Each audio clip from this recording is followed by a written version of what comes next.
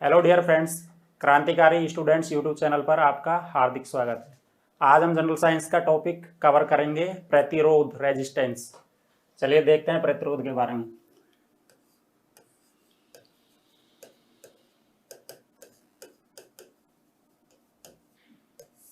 Resistance, प्रतिरोध। प्रतिरोध होता क्या है? प्रतिरोध किसी पदार्थ का वह गुण है जो उसमें से बहने वाले करंट को रोकता है। ठीक है दोस्तों, मतलब resistance is the property of material by virtue it oppose the flow of current. बराबर। रेजिस्टेंस को हम शो किससे करते हैं? आर से। आर की यूनिट क्या होती है? ओम। ये आपके एग्जाम में क्वेश्चन आता है, प्रतिरोध की यूनिट क्या होती है? ओम होती है प्रतिरोध की यूनिट। ठीक है, प्रतिरोध किसी वायर है, अब जैसे कोई वायर है, तार मतलब, उसका प्रतिरोध किस चीज पे डिपेंड करता है? जैसे अपन ने ये वायर ले लिया, इसकी लेंथ है एल, लंबाई, और इसका क्रॉस सेक्शन एरिया मतलब अनुप्रस्थ काट क्षेत्रफल हो गया ए। तो इसका जो प्रतिरोध है वो किस पे डिपेंड करेगा? ठीक है, तो प्रतिरोध डिपेंड करता है R directly proportional to L by ए।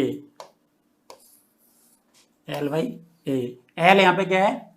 जो ये वायर है इसकी लेंथ है।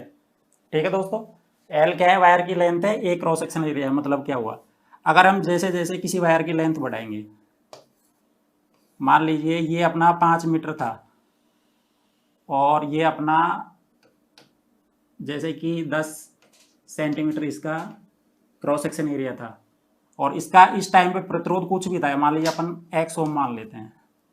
अब इसकी लेंथ है वो अपन ने बढ़ा के 10 कर दी, तो लेंथ के डायरेक्टली प्रोपोर्शनल टू है, मतलब लेंथ को अपन ने क्या किया? डबल किया। तो प्रतिरोध भी अपना क्या हो जाएगा? डबल हो जाएगा, यानी इसका प्रतिरोध यहाँ पे क्या हो जाएगा? 2x। क्योंकि प्रतिरोध होता है वो लंबाई के समानुपाती होता है, लंबाई बढ़ेगी तो प्रतिरोध भी बढ़ेगा। R directly proportional to L, R inversely proportional to 1/a। यानी कि लेंथ बढ़ेगी तो प्रतिरोध भी बढ़ेगा। अगर क्रॉस सेक्शन एरिया बढ़ेगा तो प्रतिरोध घटेगा, क्योंकि ये इसके इनवर्सली प्रोपोर्शनल है। ये भी एग्जाम में क्वेश्चन आता है, तो ये रिलेशन आपको याद रखना है। ठीक है दोस्तों, अब नेक्स्ट ये हो गया अपना R direct proportional to rho L Y A. अगर इसको अपन प्रोपोर्शनल कांस्टेंट को हटाएंगे तो यहाँ पे लगाएगा आर बराबर रो एल वाई ए। ये रो यहाँ पे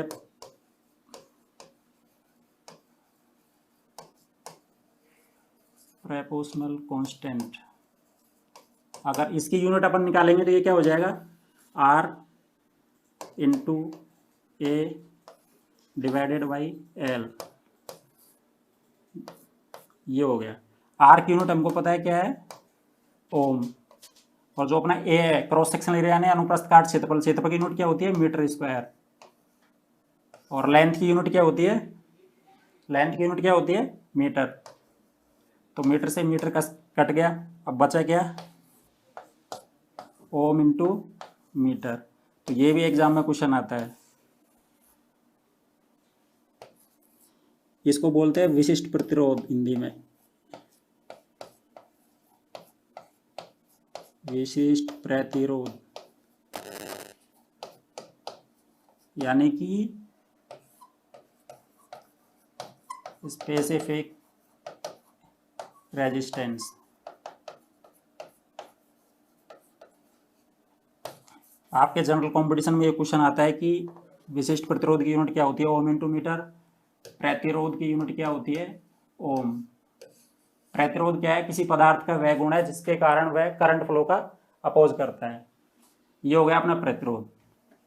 ठीक है दोस्तों, अब अपन डिस्कस करते हैं कॉम्बिनेशन ऑफ रेजिस्टेंस। प्रतिरोध को अपन शो कैसे करते हैं?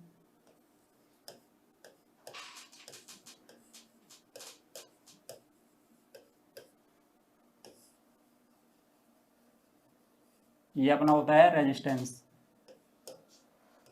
बराबर दोस्तों। अब एग्जाम में क्वेश्चन आता है कॉम्बिनेशन ऑफ रेजिस्टेंस। रेजिस्टेंस को अपन दो तरीके से ऐड कर सकते हैं, series combination of resistance and parallel combination of resistance.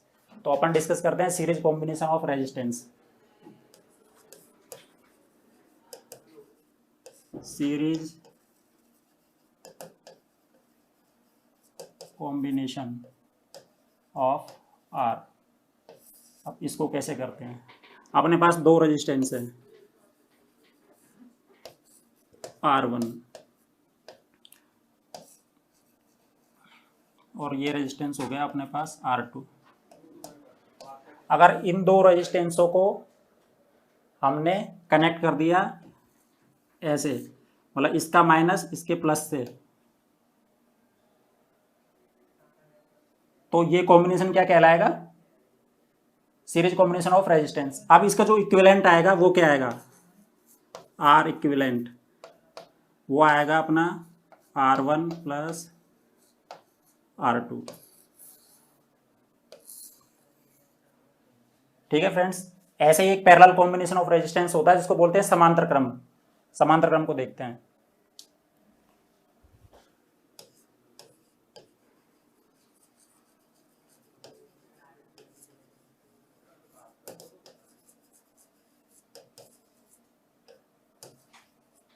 Parallel combination of are, अगर दो रेजिस्टेंस है अपने पास, ये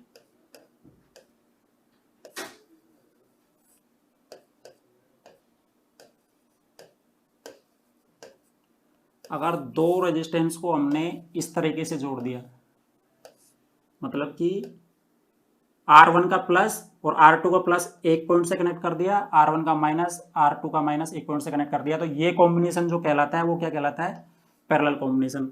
अब कोई पूछे कि इस पूरे कॉम्बिनेशन का इक्विवेलेंट रेजिस्टेंस क्या आएगा, तो वो इक्विवेलेंट रेजिस्टेंस आएगा ये R इक्विवेलेंट। इसको देखो फ्रेंड्स अपन कैसे निकालते हैं, R इक्विवेलेंट 1/R इक्विवेलेंट बराबर 1/R1 प्लस 1/R2। तो 1/R equivalent equal to R1 plus R2 upon R1 R2। तो R इक्विवेलेंट क्या हो गया अपना, ये हो गया R1 R2 upon R1 plus R2। ये इसका पैरेलल कॉम्बिनेशन का इक्विवेलेंट रेजिस्टेंस होगा। इसी प्रकार अगर ये दो से अधिक ब्रांच जुड़ी हुई हैं तो आप इसी प्रकार निकाल सकते हो। जैसे ये R1 है, ये R2 है, R3 है, ये R4 है, तो आपको वही करना है 1/R equivalent equal to 1/R1 plus 1/R2 plus 1/R3 plus 1/R4। 1/R equivalent equal to R1 plus R2 plus R3 plus R4 divided by R1 R2 R3 R4। तो अपना R इक्विवेलेंट ये आ जाएगा R1 R2 R3 R4 divided by R1 plus R2 plus R3 plus R4।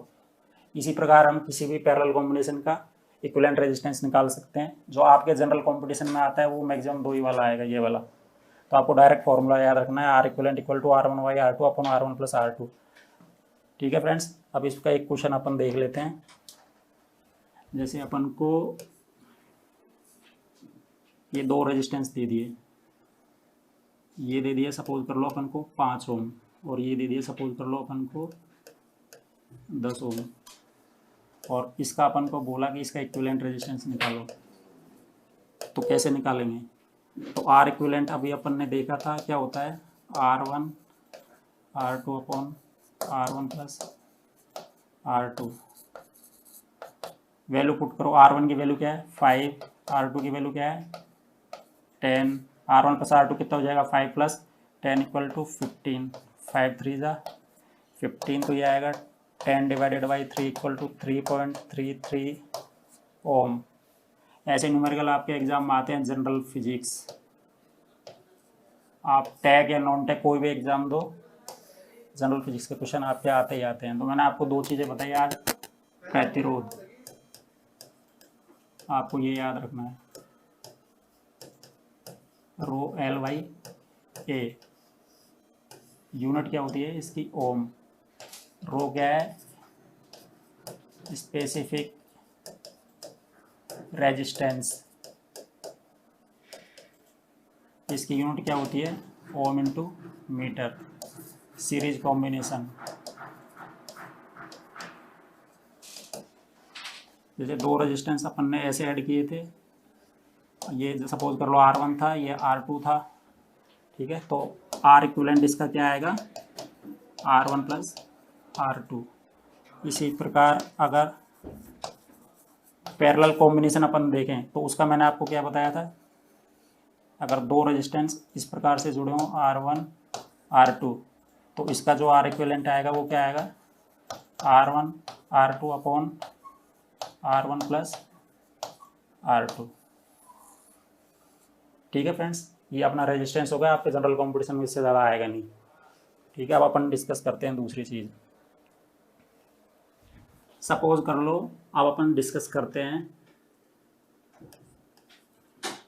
I, current. Current क्या होता है? ये क्या होता है? रेट ऑफ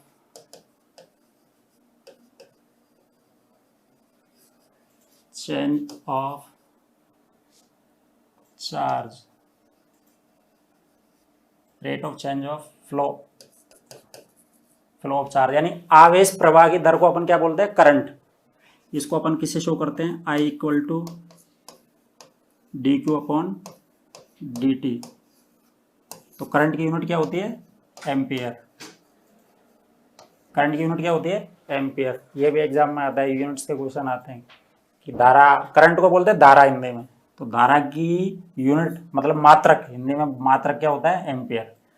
एक चीज़ और, जैसे अपन करंट को दूसरी तरीके से भी निकाल सकते हैं। I equal to V by R. V यहाँ पे क्या है? वोल्टेज। आर यहाँ पे क्या है? रेजिस्टेंस। तो आई को अपन लिखेंगे वोल्टेज डिवाइडेड बाय प्रतिरोध। ये भी यहाँ से भी अपन निकाल सकते हैं करंट की वैल्यू। इसकी यूनिट क्या होगी? एम्पियर। ठीक है फ्रेंड्स, ये अपना डिस्कस हो गया करंट। अब अपन देखते हैं वोल्टेज। वोल्टेज होता क्या है? सपोज कर लो ये प्लस क्यू चार्ज है। अब चार्ज का मात्रक क्या होता है? कूलाम। इस चार्ज को इन्फिनिटी से किसी बिंदु तक लाने में किया गया कार्य, वही क्या कहलाता है? विभव कहलाता है, वोल्टेज। तो वोल्टेज को अपन क्या लिख सकते हैं?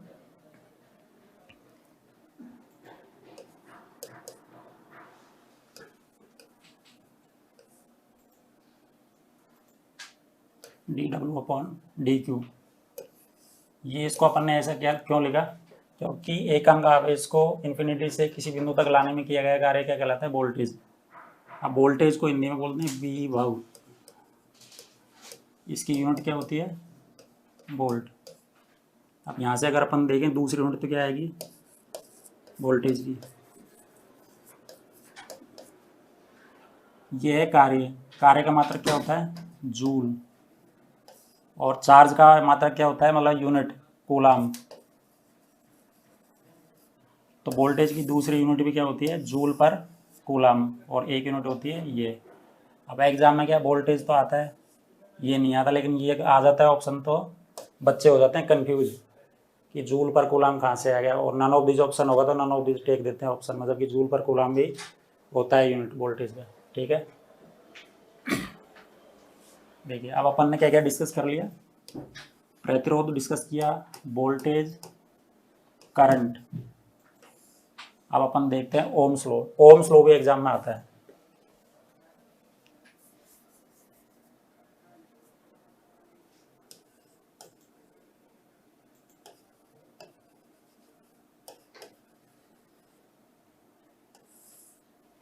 अब ओम्स लॉ होता क्या है? सपोज कर लो ये अपना कोई सर्किट है, इसका प्रतिरोध है R, ठीक है, और इसके अक्रॉस अपन ने एक बैटरी लगा दी V वोल्टेज की, और इसमें करंट फ्लो हो रहा है I, ठीक है। तो ये जो इस सर्किट में फ्लो होने वाला जो करंट है वो डायरेक्टली प्रोपोर्शनल होगा किसके? एप्लाइड वोल्टेज के। जो सर्किट में अपन ने एप्लाइड वोल्टेज लगाया है, जैसे अपन ने यहाँ V वोल्टेज की बैटरी लगाई थी, तो ये इसके समानुपाती होगा। अगर इसका प्रोपोर्शनलिटी कांस्टेंट अपन हटाएंगे तो ये आएगा, ये जो प्रोपोर्शनल चिन्ह है इसको हटाएंगे तो ये आता है 1/R, तो ये हो जाएगा अपना V/R। तो V को अपन क्या लिख सकते हैं? I/R। ये अपना ओम्स लॉ होता है। अब ओम्स लॉ का जो ग्राफ होता है वो ये होता है, यहाँ पे अपना करंट एम्पियर में, और यहाँ पे अपना